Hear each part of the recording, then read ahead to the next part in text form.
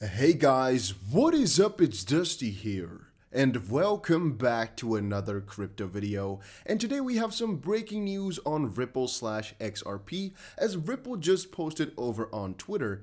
Today we are proud to announce Rosie Rios as the newest member of Ripple's board of directors and Christina Campbell as CFO. So I'm kind of confused, let's straight up put it like that, because CFO? What is going on right there? A new CFO? Are the finances not going properly, or just some mixing and matching? What is going on? But a ton of different news outlets have posted this up. Ripple appoints a former US treasurer to its board amid legal fight with the SEC. Most people are actually putting the attention towards that part. Blockchain startup Ripple said Tuesday that Rosie Rios, I'm sorry if I mispronounced her name a couple of times, I messed up a couple of times now. The 43rd treasurer of the US would join its board of directors.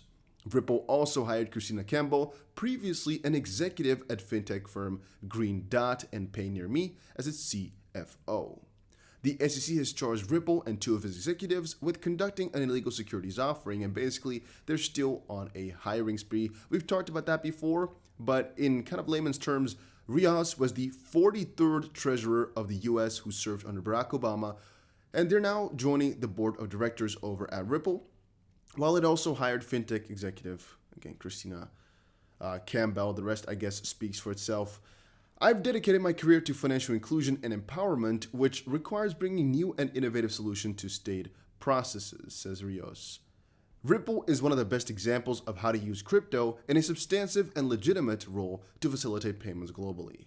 And guys, let me say it once more. I do not think Ripple is actually going to lose this lawsuit. XRP is too damn useful as a bridge currency, and Ripple is too far. Their connections are too broad, and even though the SEC, of course, is way further and has way better connections, I just cannot believe they're going to break this all down. I personally can't believe that. Ripple, of course, also denies the SEC allegations, contending that XP is a currency rather than an investment contract. Quote, Rosie's experience in the public and private sectors provides an invaluable perspective to Ripple, especially during this time as the industry works to define crypto's future, Garlinghouse said in a statement. We are extremely fortunate to have them on the team as we continue our rapid international growth and campaign for regulatory clarity in the US. I firmly believe that a lot of what they're doing right now is actually not done because they really know those people. It's done because they want the legitimacy of those names. The CFO, of course, is to have your books as proper as possible, and just CFO can just be needed. But this board member, I think, is a strategic placement because she knows and she's official within, again, she was a treasurer before, the 43rd. That gives some legitimacy to your project, and specifically because it's a multi-billion-dollar project regardless. I mean, it's no kid's game. It's not hard for them to get some really big names. I think they're doing it mostly because of that idea, that they want those big names on the board to show the SEC, hey, this is not a child's game, and look at who believes in us, right? All over the world, all over the different sectors, they believe in us. And so you're wrong. I don't know. I just think it's kind of a jab at the SEC.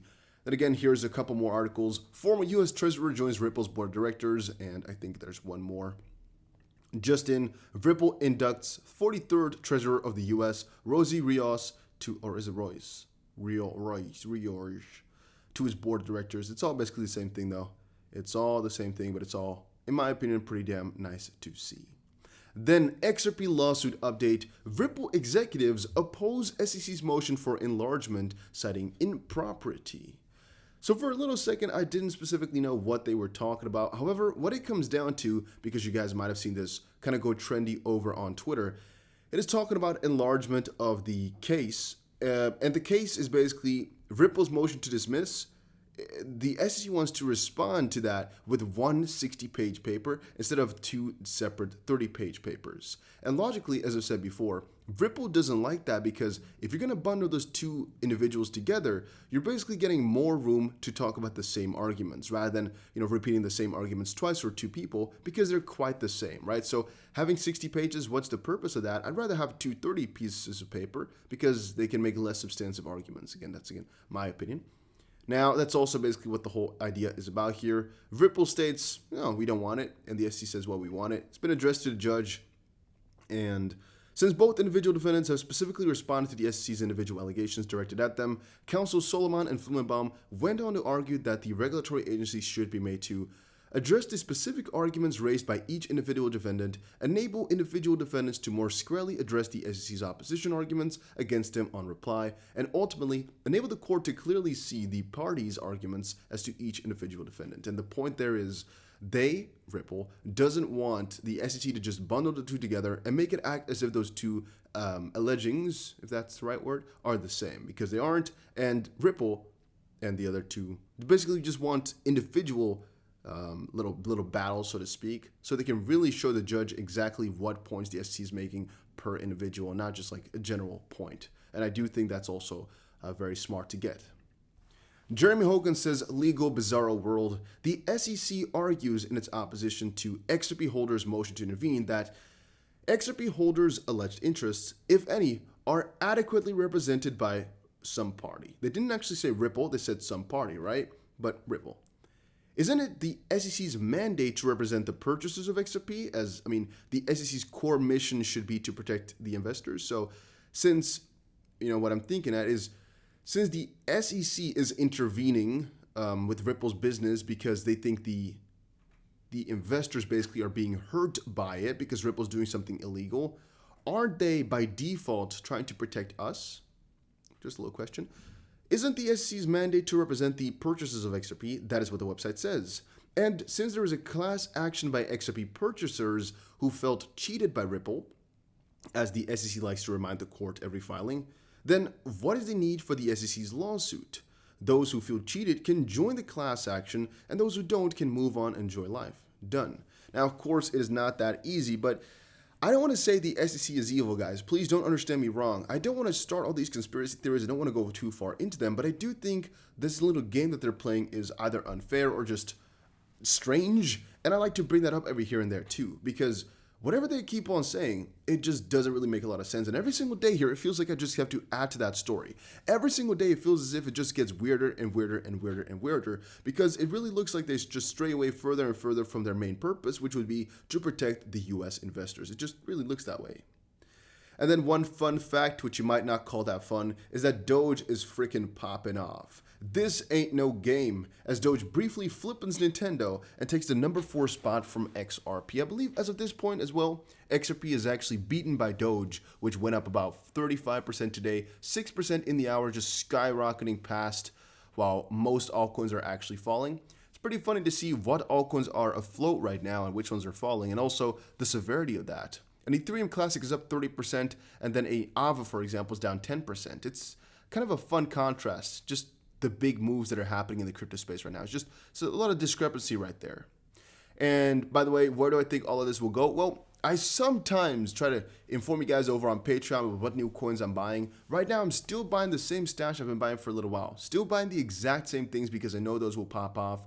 And I don't really think I should change my strategy. I'm not buying Doge massively, even though I've said before, all the way up until the 7th of May, I think it will be doing good. I think the 8th is where Elon Musk's SNL will be, his little TV appearance, which he might talk about Doge over there. So people will most likely sell off like the day before or so, maybe 1.5 days before, or of course on the day itself, or a couple of days later, as again, it might just pump the price even more as he really talks about it and people just start to meme about that. Then again, I wouldn't really buy it too heavily because it's still a bet. You can literally lose 95% of your money in a couple of days. It can definitely happen. And with XRP, right now, I am not leverage trading it at all. I'm just waiting for a bigger dip. And for right now, I guess it's going to depend exactly on what we're going to be seeing right here, right? Are we going to see another kind of a head and shoulder pattern, or what exactly is going to happen right here? Are we going to basically continue on? Let me quickly try to draw it in for you guys with the line like this, basically.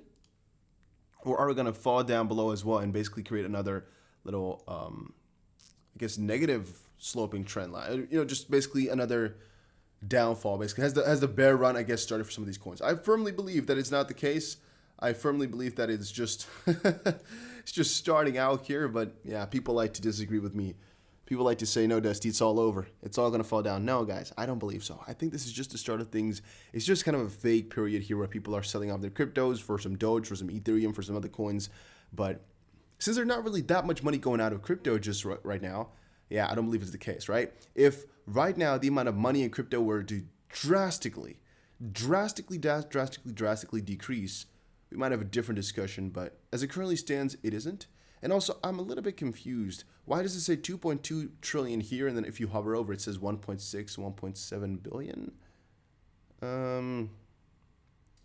Not exactly sure about why it does that, but yeah, once more, if the total market cap really went down significantly because Bitcoin went down, a lot of these alts went down, okay, maybe a little bit more scared. But since crypto is really hovering quite nicely, it's just Bitcoin and some of these other altcoins being sold most likely for coins like Ethereum, which really popped off today. We'll talk a little bit more about Ethereum a little bit later, guys. I just wanted to give you guys this quick little update on Ripple / the lawsuit, how it's just getting weirder and weirder and weirder. But I also do not know exactly what this is going to mean for XRP, by the way. This these hirings, it's just to show some strength, to show some skin. And in the end, will it really be big? I don't know. I don't think it should really update itself for the price. Somebody's already asking where's the video. It's coming up in a little bit, all right? It's coming up in just a little second, obviously. But yeah, that was it for today. Hopefully you guys have all enjoyed it. Make sure you press the like button and subscribe to the channel. See you guys again in another one.